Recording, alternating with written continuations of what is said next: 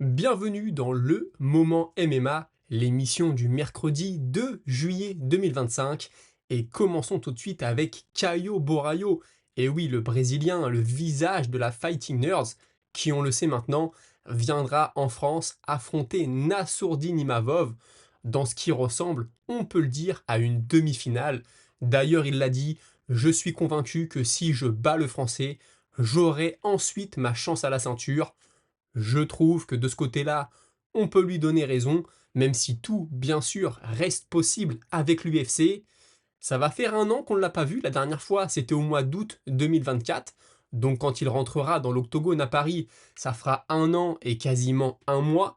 À l'époque, il avait battu Jared Cannonier, et depuis, il était prêt à revenir. Moi, personnellement, ça m'a intrigué qu'on ne le voit pas pendant toute cette année. Il était très proche de la ceinture, les fans l'apprécient, l'UFC l'aime et le met plutôt en avant habituellement. J'avais donc quelques interrogations, notamment sur son état de santé, peut-être des blessures. Lui dit que pas du tout, il était prêt, il voulait combattre, mais malheureusement, aucun adversaire ne s'est présenté, ou en tout cas, aucun adversaire n'a accepté de l'affronter.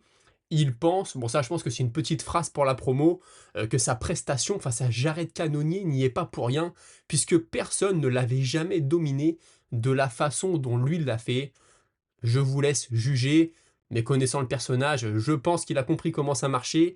Il voulait une petite phrase choc qui puisse tourner sur les réseaux sociaux.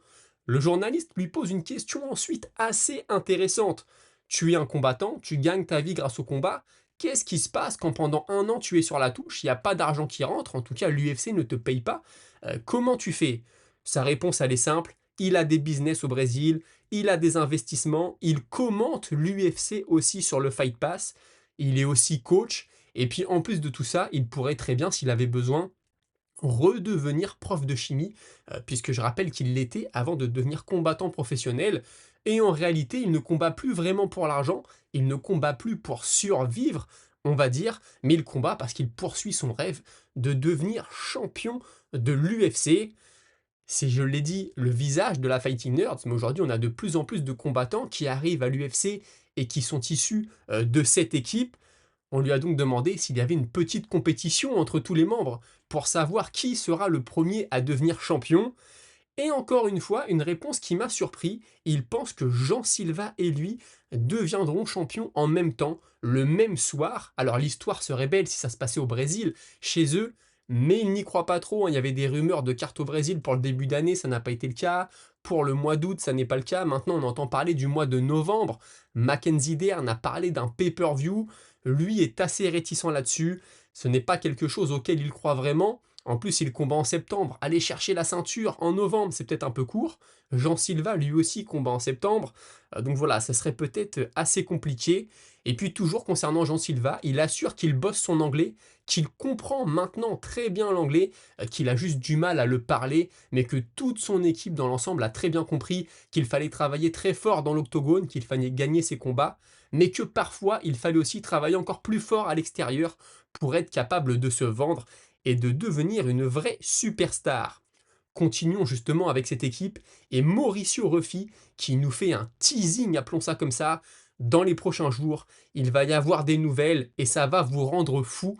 Un très bon combat. Qu'est-ce qui attend Mauricio Ruffi? Maintenant, je pense quelqu'un dans le top 10, hein, au vu de sa dernière performance, au vu de tout l'engouement qu'il peut y avoir autour de lui, je pense qu'on devrait lui mettre un nom en face. Jamal Hill, maintenant sortons un peu du Brésil, direction les États-Unis. L'ancien champion qui est dans une très mauvaise série, on s'en souvient, il devient champion, il abandonne la ceinture parce qu'il est blessé, il ne veut pas bloquer la catégorie. Un geste plutôt classe de sa part, même s'il peut parfois être détestable de par sa communication. Faut avouer que sur ce coup-là, il a été grand prince. Peut-être que l'UFC lui a un peu forcé la main aussi, c'est quelque chose qui est possible. Il revient à l'UFC 300, un peu en short notice contre Pereira. On entend dire à droite à gauche qu'il n'est pas totalement remis, il prend un KO, il revient ensuite contre Projaska, il s'en sortait plutôt bien, il reprend un KO, et puis là il s'incline de nouveau la semaine dernière, il y a 10 jours, disons-nous, dirons-nous, face à Khalil Rountree, il a été assez honnête, hein, il n'a pas été à son meilleur niveau depuis un certain temps maintenant. Il pense aussi que le public sous-estime les blessures qu'il a eues, c'était vraiment des blessures très sérieuses. et qui ont eu un impact sur la suite de sa carrière, mais il se remet lui aussi en question, il doit en faire plus, il doit travailler plus dur, et il doit se faire plus mal s'il veut bien sûr récupérer sa ceinture. L'UFC, comme c'est le cas depuis de nombreuses années, sera à Abu Dhabi pour un pay-per-view au mois d'octobre, ce sera le 25, l'UFC 321. Toujours de très belles cartes, en général on a une délégation daghestanaise qui est sur place, et là c'est Jailton Almeida qui veut être de la partie. Il demande à l'UFC depuis un petit moment de combattre là-bas, et il est prêt à prendre n'importe qui.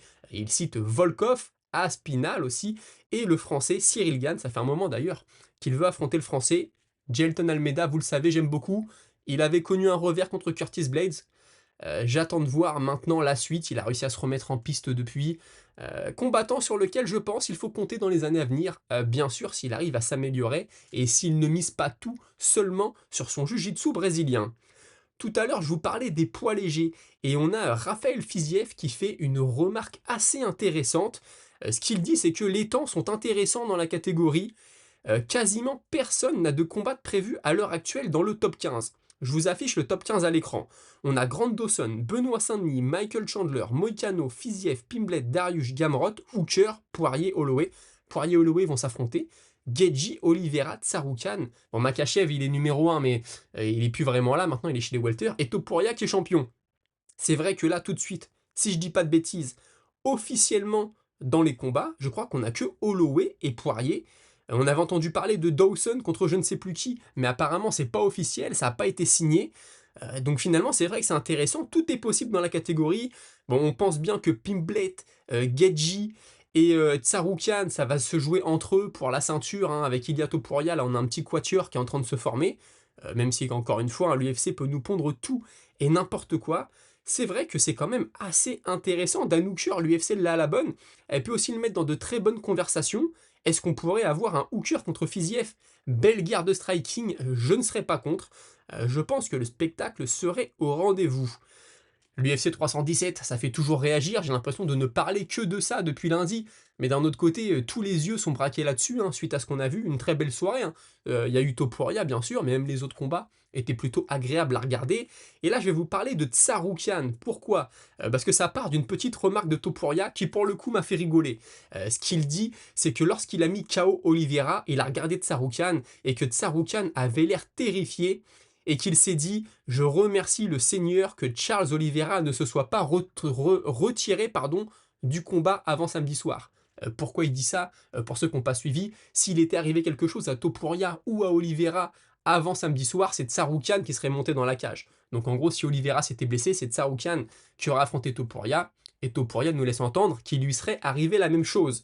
Tsarukyan lui répond « T'enfuir devant les vrais prétendants, c'est une chose, tu es effrayé, au fond de toi, tu sais exactement ce qu'il va se passer quand on rentrera dans l'octogone l'un contre l'autre. » Et puis ensuite, il a un peu développé avec Daniel Cormier dans son émission, en expliquant qu'il était un combattant complet, qu'il n'allait pas juste lutter contre Topuria, mais qu'il allait tout faire, qu'il allait striker, qu'il allait lui envoyer des coups de pied, qu'il allait faire du grappling, de la lutte, pas seulement de la boxe, pas seulement de la lutte, mais une vraie performance de combattant de MMA complet. Et puis après, pour le petit pic, il pense que Topuria n'est pas un combattant de haut niveau, qu'il va le renvoyer en dehors du top 15 des pound for pound, et puis que pour lui, Topuria est un adversaire bien plus facile à manœuvrer que Oliveira. Bon après c'est vrai que le style font les combats, le style fait les oppositions.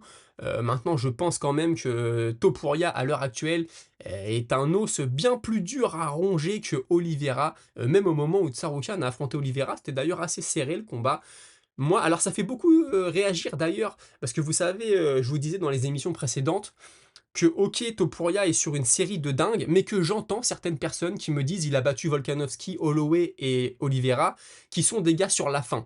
Et d'autres me disent non mais attends, ils sont sur la fin, mais qui aujourd'hui est capable de battre les trois, et surtout de les battre avant la limite, hein. Alors j'ai relevé, les propos notamment, de Sonatine et de User EI9 qui me disent à peu près la même chose.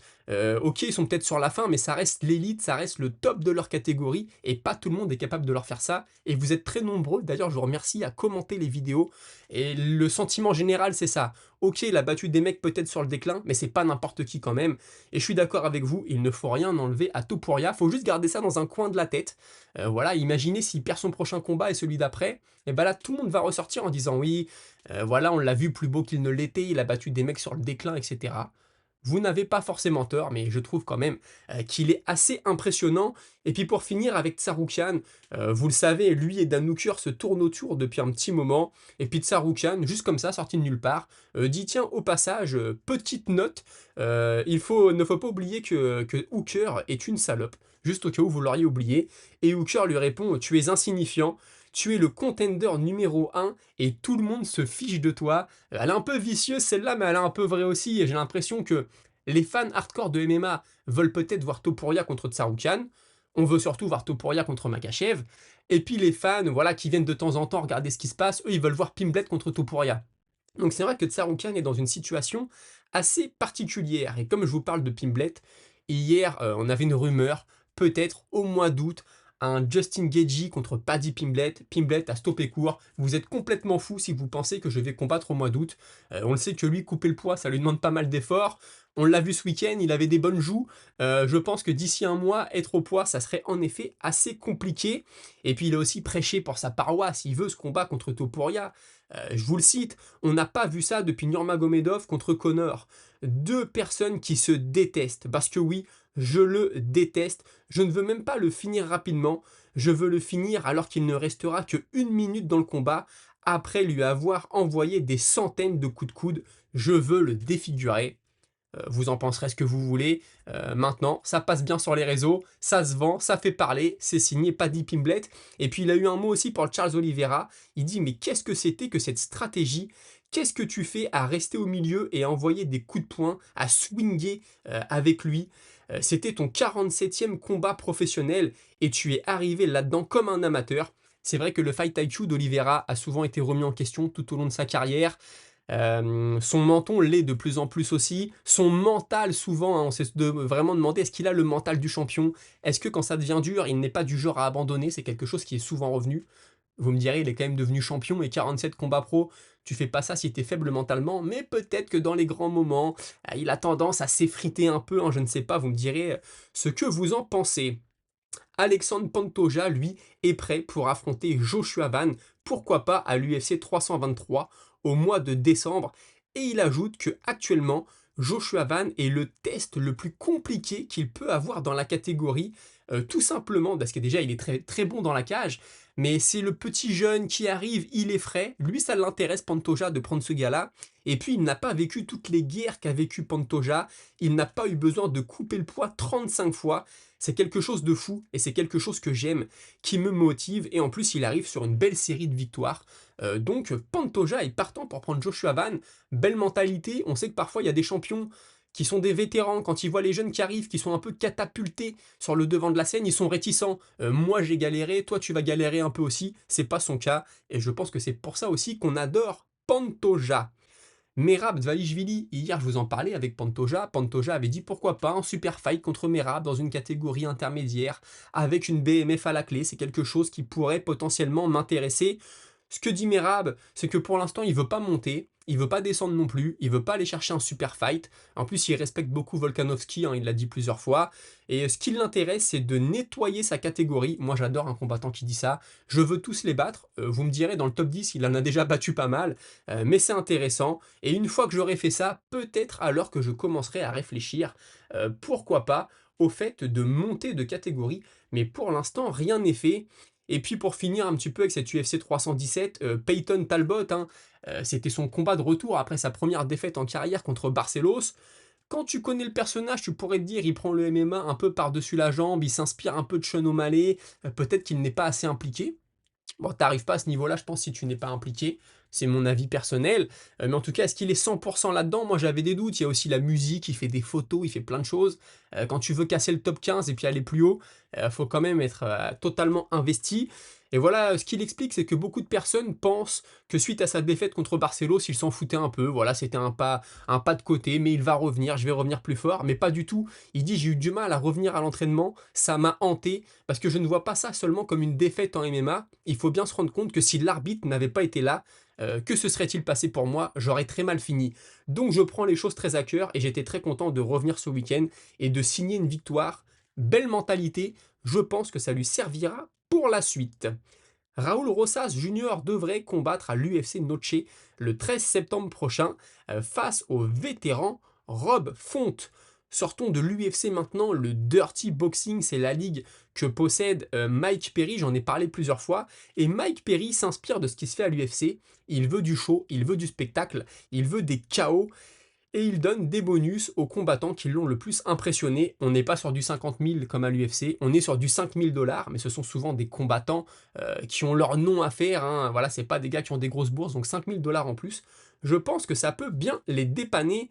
Et on termine avec Jake Paul, et oui, il est extrêmement critiqué. Hier, je vous disais, on peut le critiquer, il a quand même eu des mots, je trouve, assez touchants, on va pas faire pleurer dans les chaumières non plus, mais voilà, il a été classe envers Ben Askren, hein, il a apporté son soutien, etc. Et aujourd'hui, c'est Ryan Garcia, boxeur professionnel qu'on connaît tous, qui nous dit: il faut arrêter de dire que les combats de Jake Paul sont pourris, c'est vraiment ridicule. Il gagne et c'est le principal. Ce n'est peut-être pas contre les combattants que la foule aimerait le voir affronter. Mais écoutez, je pense qu'il se fait beaucoup critiquer parce qu'il est populaire et c'est tout. Il a 11 combats professionnels et il est sur la route, compris beaucoup de grands combattants, de grands champions. Donc en gros, il faut le laisser aller. Ok, c'est une star, ok, c'est un gros nom, mais il va pas tout de suite aller affronter Canelo. Malgré ce qu'il a pu déclarer, c'est vrai. Bon, c'était pour faire parler de lui, hein, très clairement. Voilà, Jake Paul mérite quand même son parcours de se faire respecter. Je trouve personnellement que c'est vrai, il y va quand même. Avec l'argent qu'il a, il aurait pu choisir de se la couler douce, il ne l'a pas fait. Respect quand même là-dessus. Les amis, c'était tout pour aujourd'hui. Je vous remercie d'avoir suivi. Une vidéo va sortir dans les heures qui viennent, ou peut-être qu'elle sera sortie quand vous regarderez celle-ci, sur Cory Sandhagen. Je me penche un peu sur son cas, quelque chose d'assez intéressant. J'espère que vous apprécierez. Et sinon, on se retrouve très prochainement à 17 h pour une nouvelle vidéo dédiée à l'actualité du MMA. D'ici là, portez-vous tous très bien. Salut.